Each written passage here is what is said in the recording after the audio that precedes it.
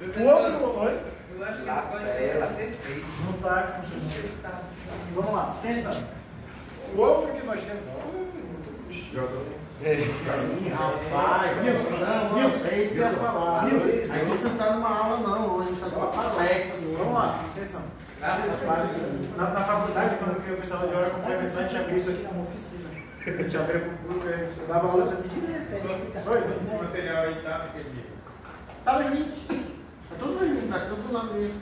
Aí os links, depois o Romulo manda lá. Bora lá, gente. Esse aqui é o segundo código. O que nós temos de diferente nesse? Que pode ser o que está dando erro em alguns dos programas. Nós temos uma coisa chamada biblioteca. Tá bom? Lembra que eu falei para vocês ontem o que era a biblioteca? Não. Quem é que lembra o que é a biblioteca? Vamos, vai falar. Não falou. Não vou falar. Vamos lá. Calma. Como é que acontece? Vocês lembram que no CI, o que tem dentro do CI é um grande circuito que vocês não querem montar de novo? Porque dá muito trabalho para montar aquele negócio, e aí o pessoal fez um circuito integrado. A biblioteca é basicamente isso. É um grande código que faz essas análises de bit, byte, caramba, 4. Só que ao invés de você escrever, alguém já escreveu e criou uma extensão .h. Ou seja, criou uma biblioteca para que você só use uma função, ou seja, você use só uma palavra, um termo, ou algo do tipo, que remeta a todos esses bits e bytes que estão aqui dentro.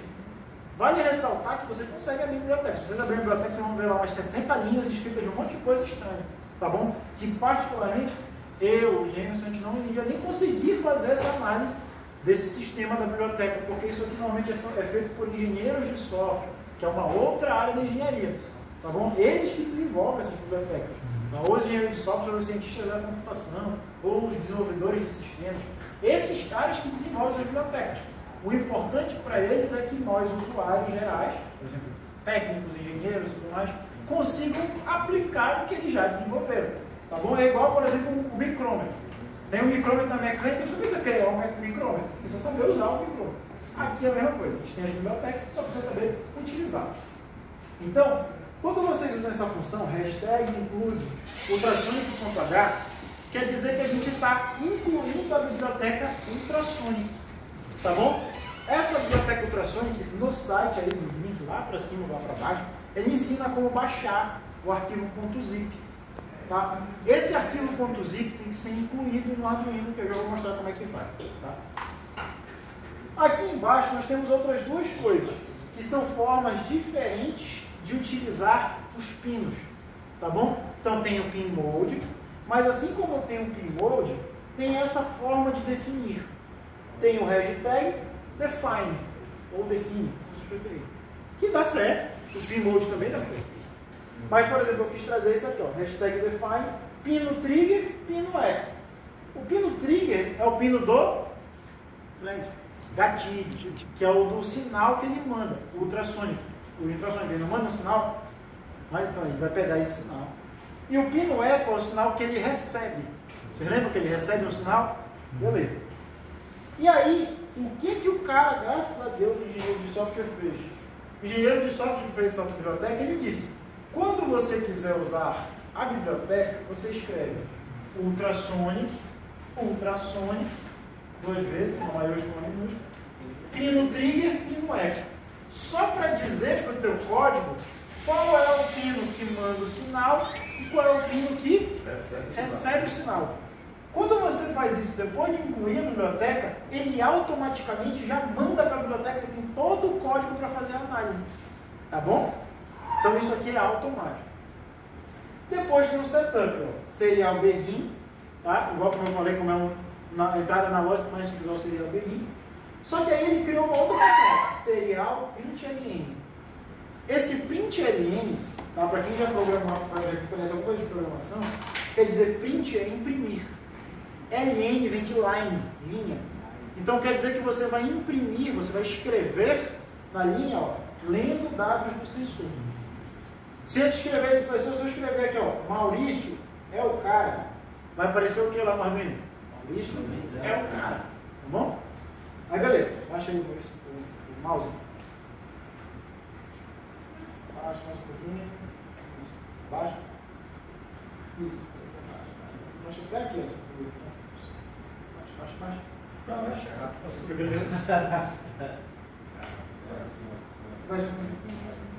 Aí. Parou? Tá bom? Parou?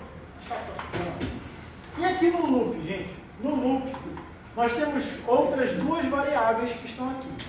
A variável do tipo float e a variável do tipo long. A variável do tipo float, ela é uma variável que usa duas casas decimais. Então, por exemplo, pessoal, a int, ela tinha casas decimais? Que a gente viu no LED passado, no potenciômetro? Tinha casas decimais? Não, porque a int ela era o quê? Inteira. 1, 2, 3, 4, 5, 6, 7, 8, 9, 10. Eram esses valores que ela assumia. A float não. A float ela lê casas decimais. Então, enquanto a int só lê valores inteiros, a float lê duas casas decimais. Problema da float, ela gasta o quê? Memória do controlador de vocês. E a long, ela lê 4 casas decimais. Tá bom? 4 casas decimais. Tipo int, né? Só que long. Isso é Long. Float, long. Tá bom? A float, nós temos dois valores. Ó. Centímetros, basicamente é centímetros, e 1 que vem de polegadas, de inches. Então a gente consegue ler com esse sensor em centímetros e em polegadas. E aí o que a gente faz? A gente cria uma variável chamada microsec, onde ele vai fazer o timing desses pulsos que ele vai mandar. Ou seja, ele vai mandar pulsos em microsegundos. A cada 1 microsegundo ele vai mandar um pulso. E vai ler. Mandar um pulso e ler. Mandar um pulso e ler. Mandar um pulso e ler. Lembra que ele manda um pulso e lê o eco dele? Pois é. E aí, gente, a biblioteca ela já tem ultrasonic.convert, microsec, ultrasonic CM. Toda essa função da biblioteca, tanto a de cima quanto a de baixo, é só para fazer a leitura em centímetros e em polegadas. Isso aqui não tem como decorar. Essas funções aqui que usam na biblioteca, normalmente a gente entra no site e o site explica como usar a biblioteca. Mas essas duas aqui, normalmente elas são copia e cola. Por quê? Porque o engenheiro do software já fez e disse, ó, tem que fazer assim. Ou pode dar uma olhada dentro da biblioteca. Ou pode olhar dentro da biblioteca. Mas, pode pesquisar. E aí depois, serial print, distância em centímetros. E aqui, ó, a variável. Distância em polegadas e a variável. Espera 1 segundo, refaz. Ou seja, a cada 1 segundo ele manda o dado, recebe o dado, escreve o dado para mim. Aí como é que isso aqui aparenta ser, se a gente for olhar aqui o do Maurício que já está rodando? Por que vocês não botaram? Tá montado só. Ah, tá. Vamos lá. Eu tinha puxado o código errado, aí eu ajeitei o código que funcionou. Aí que eu vi agora. Vamos lá. Se vocês forem olhar aqui, ó, tá? Dentro das ferramentas, é o mesmo código que ele fez. O que tem de diferente, tá? Professor, eu quero colocar a biblioteca. Bem aqui na esquerda, tem as bibliotecas, que é o gerenciador de bibliotecas. Tá bom? A grande maioria aparece aqui. Então, por exemplo, quero procurar ultrasonic. Ó, ultrasonic. Um monte de ultrasonic diferente. Professor, eu quero importar uma biblioteca. Tá? Vocês vêm aqui em ferramenta. Eu não consigo enxergar. Cadê? Peraí. Aqui, ó, rascunho, perdão. Rascunho, incluir biblioteca, adicionar a biblioteca zip. E aí vocês têm que procurar onde é que está a biblioteca lá, .zip de vocês. A grande maioria de vocês já está com essa biblioteca instalada. Tá? Então no computador já tem a biblioteca. Agora, professor, eu quero usar na minha casa. Aí vocês vão ter que seguir o passo a passo que está no site lá para inserir a biblioteca no computador de vocês. Coloque uma pasta, insere aí dessa forma. Rascunho, incluir biblioteca, puxa o arquivo .zip. Aí, por exemplo, depois que está isso daí, se não tiver biblioteca, se der errado, ao verificar vai dar erro. Tá? Vai dar erro. Então ele vai apontar um erro aqui. Ó. Notem que agora a gente não está usando mais só 3% da memória. Como a gente está fazendo uma leitura, olha aqui, ó, 13%. Só de usar um sensor a gente já está usando mais do que 1/10 da memória desse cara. Professor, ainda é pouco. Ainda é pouco, mas já estamos usando bem mais. Tá bom? E aí, professor, a gente joga o programa para lá, a montagem você já viu, ele vai enviar, é só enviar aqui, enviando, envio concluído. E se eu quiser ler os dados, eu venho aqui em ferramenta, monitor serial. E aí vai aparecer para mim aqui os valores, ó. Aumentar aqui a lupa. Se vocês forem olhar aqui, ó, distância em polegadas, distância em centímetros, ó. Aí, por exemplo, ó, Darlan, pega o sensor aí. Pega o sensor para ti. Darlan tá mexendo no sensor, ó. 68 centímetros, 70 centímetros, 48 centímetros, 45 centímetros, 48 centímetros, 372. Aproximando e colocando distância. Não, assim. 5 centímetros, 9 centímetros. Ele mesmo está fazendo a leitura automaticamente para mim. Perfeito? Ah, professor, e se eu colocar esse tempo aqui da leitura para 500 distância? 500 milissegundos. Quer ver? Enviando. Envio concluído. Bora ver. Olha a distância. A cada meio segundo, ó. Ele vai lendo para mim. Pá. Ele vai lendo as distâncias para mim. Professor, e aquele plotter serial? Se eu apertar aqui em ferramenta, serial plotter aqui, ó. Deixa eu diminuir o zoom. Deixa eu ver. Tá? Vamos ver aqui como é que tá. Não vai nem. Tá 9.600. Ele devia mandar pra cá. Vamos ver. Deixa eu fechar aqui o monitor e abrir só o plotter.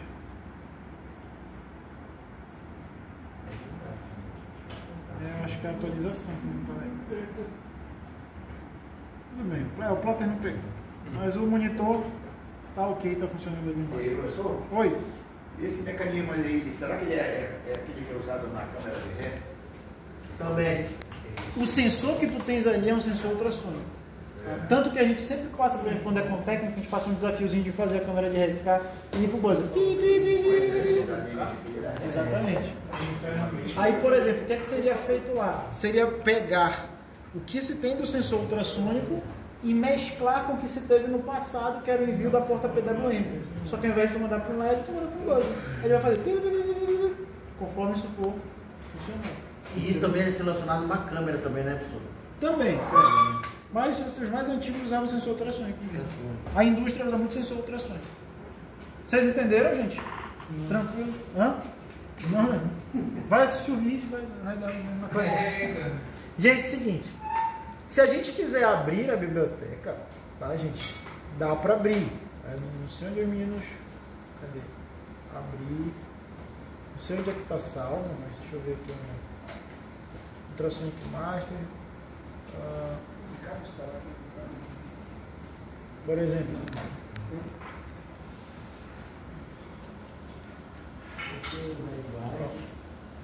Dá para abrir a biblioteca.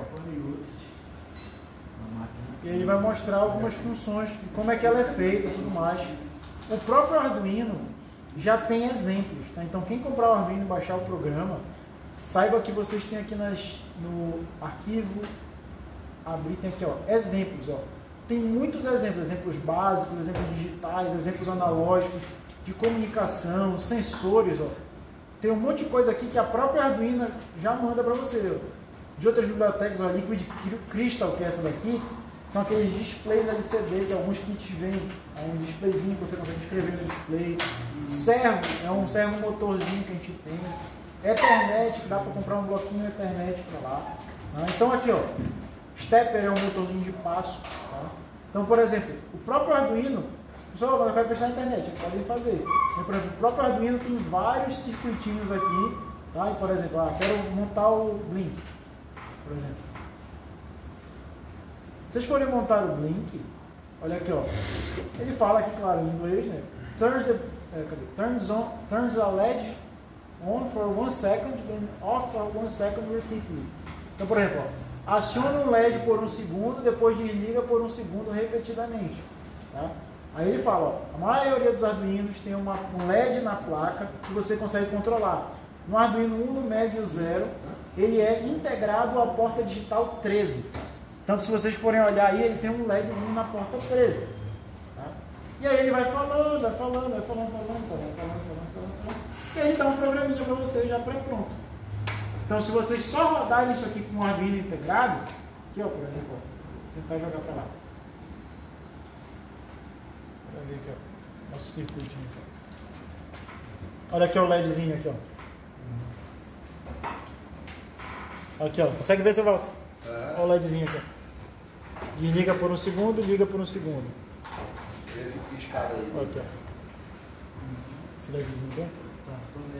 Então, gente, a verdade é que o Arduino, ele não foi feito como uma forma de dificultar o aprendizado. A verdade é que ele foi feito como uma porta de entrada para os microcontroladores e a programação em texto estruturado. Agora, é fácil? Não, não é fácil. Nada é muito fácil, principalmente pela questão do idioma. Como tudo isso aí é em inglês, isso acaba dificultando um pouco, tá bom? Para não dizer bastante. Mas imagine... Também, né, e atrasando também, que a gente vai ter que procurar. Mas imagine que isso daqui antes não era programado assim. As linguagens de programação antes do C++, elas eram baseadas em diversos números. Então a pessoa tinha que escrever 100, 100, e cada faixa desses números significava alguma coisa. Então, por exemplo, o Gemerson dizia que antigamente para te fazer um PIC, aquele ar-condicionado ligado no LED, eram 2 páginas do livro vendo qual é a ordem de zeros e uns para escrever lá. Errou um zero, nada funciona. Então, a verdade... Saiu bem. Exatamente. A verdade é que os microcontroladores, como é o caso do Arduino, eles serviram para popularizar isso. Antigamente, programação, o cara realmente tinha que ficar 2 anos, 5 anos só estudando programação para ele fazer o básico. Tá bom? Então, hoje em dia, por exemplo, pessoal, gostei. Vocês ficarem, depois de acabar o curso de tarde em casa, treinando 3 semanas, vocês já estão ligando o LED, tendo um sensor, fazendo até a câmera, o sensor de resin no Arduino. O senhor vai fazer o drone, né? A gente tem um dronezinho novo, feito com isso aqui, mas é com extra. Então, isso aqui, gente, popularizou bastante. Aí, o que a gente precisa saber? O print, o output, o input. Estão com uma dúvida? Vou botar do fogo. Pesquisa o que é, mas para eu poder tirar essa dúvida. Traduz uma hora, depois a gente traduz. Pode ser também, traduzir, depois traduzir. Outra coisa que nós temos aqui, muitos blogs.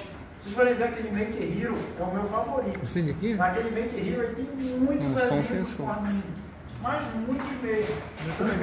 Isso aqui é algo que a gente tem hoje usado, não sei se quem tem filho ou filho pequeno, sabe que hoje as escolas estão trabalhando robótica. Muitas escolas estão trabalhando robótica. Vocês já viram aquele negócio de cultura maker? Hoje tem um monte de escola falando cultura maker. O que é a cultura maker? É o que faça você mesmo. E a forma mais barata de fazer alguma coisa é com esse cara. Então a gente tem escolas, por exemplo, a gente brinca, eu e o Gemerson tem um filho, tem ali 12 ou 13 anos. Cara, o moleque dá uma surra em mim no Gemerson com isso aqui. Lá em Curitiba, lá em Curitiba as escolas mesmo já, desde pequeno já estavam. Quando eu fui morar lá, tinha uma criança que tinha 3 anos e já mexia com a Pois é. E montando com o pai dele. E aí o que acontece, gente? Isso aqui vai ter spin já você vai Por que isso acontece? Porque se vocês forem olhar, isso aqui é inglês. Porque se a gente sabendo inglês, já deu de tocar o rock and roll. Por exemplo, o que a gente tem aqui? Ó? Serial, tem que entender que é uma porta serial, porque é uma comunicação do USB. O nome do USB é USB serial. Não é serial químico. Tá? Print é imprimir, ou seja, vai imprimir naquele papel alguma coisa. E aqui o que está dentro? Distância, incentivo, tudo mais. Então, quando a gente trabalha isso, principalmente com as crianças, isso aqui serve como uma forma de treinar inglês, raciocínio lógico, lógica de programação, até mesmo português, né? Por que não, né? Por exemplo, o seu Djalma viu lá na usina da página, não era o Scratch, que você usava lá? O Scratch é um aplicativo, ele é mais intuitivo e mais simples do que o Arduino. Normalmente o pessoal sempre começa com o Scratch. Toda escola começa com o Scratch, que é de um gatinho. Aí ele vai criando as lógicas na cabeça sobre como é que o gatinho tem que andar para pegar o passarinho e tudo mais, tem que falar e tudo mais. E aí dali eles vão para o Lego. Depois do Lego, eles vêm para o Arduino. Só que com vocês eu não vou pegar um Lego e trazer para cá. Não vou pegar um Lego. Se vocês, quem quiser mexer no Lego, semana que vem eu estou com uma aprendizagem, eu vou mexer com o Lego com eles. Né? Se vocês quiserem vir para programar. Mas que Lego é esse? Lego Mindstorm de robótica. Legal. Pensei que era essa aqui. Sendo bem sincero, ele é mais difícil de programar do que o CLP. E o Arduino é muito mais complicado do que o CLP. Por isso que eu digo que o CLP é uma linguagem muito fácil. Né? Por exemplo, quem fizer curso de eletricista industrial, que é o gratuito, né? Ou o curso de CLP, vocês vão ver que, por exemplo, em 2 dias você já está ligando o motor e o cara não pode conseguir ver porque não tem muita dificuldade. Agora, texto estruturado já é algo um pouquinho mais embaixo, um grau um pouquinho mais embaixo. Mas quando você entende a base, então quando vocês, lá na casa que vocês forem se aprofundar nisso daqui, vocês vão ver que não é um bicho de 7 cabeças. É algo que demanda esforço e tudo mais. Mas é claro, se vocês quiserem trabalhar com isso, tá bom?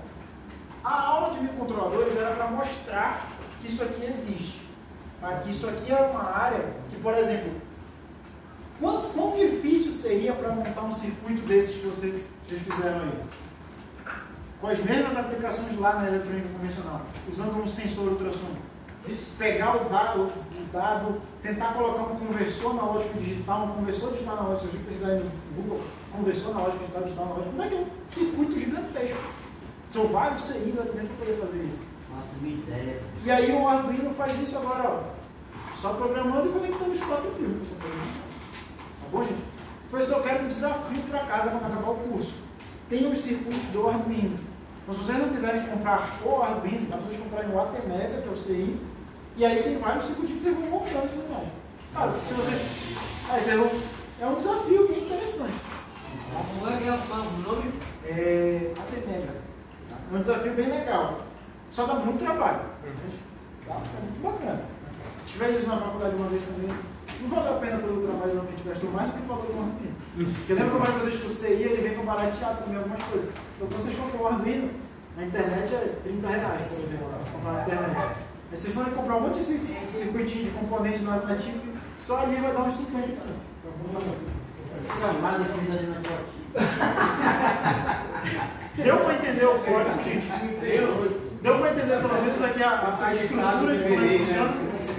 Tá bom, então vamos ver, agora fazer os ultrassônicos lerem alguma coisa aí. Professor, vem cá, meu.